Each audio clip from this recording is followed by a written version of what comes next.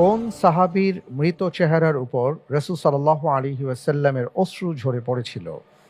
এ Osman ibn মাযউন, B Khubaib, C সাদ বিন Muaz, D Zafar রাদিয়াল্লাহু আনহু। আলহামদুলিল্লাহ, আল্লাহর উপর ভরসা করে এই প্রশ্নের উত্তর হিসেবে আমি বেছে নিচ্ছি option A, Osman ibn Mazun. Osman ibn মাযউন ফ্রিজ করে দিব। লক করা হোক অপশন এ, ওসমান ইবনে মাযউন রাদিয়াল্লাহু তাআলা আনহু।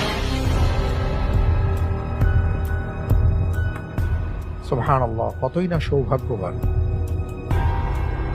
রাসূল সাল্লাল্লাহু আলাইহি ওয়াসাল্লামের চোখের অশ্রু সেই সম্মানিত সাহাবার চেহারার উপর পড়েছিল।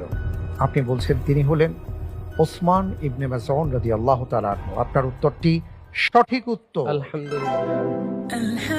আয়েশা রাদিয়াল্লাহু তাআলা আনহা থেকে বর্ণনা এসেছে, তিনি বলেন যে রাসূল সাল্লাল্লাহু আলাইহি ওয়াসাল্লাম যখন ওসমান ইবনে মাযউন রাদিয়াল্লাহু তাআলা আনহুকে দেখেন মৃত্যুর পর, তখন অঝরে তিনি কেঁদেছেন, এমনকি তার চোখের পানি ওসমান ইবনে মাযউন রাদিয়াল্লাহু তাআলা আনহুর চেহারার উপর টপকে টপকে পড়েছে। সুবহানাল্লাহ।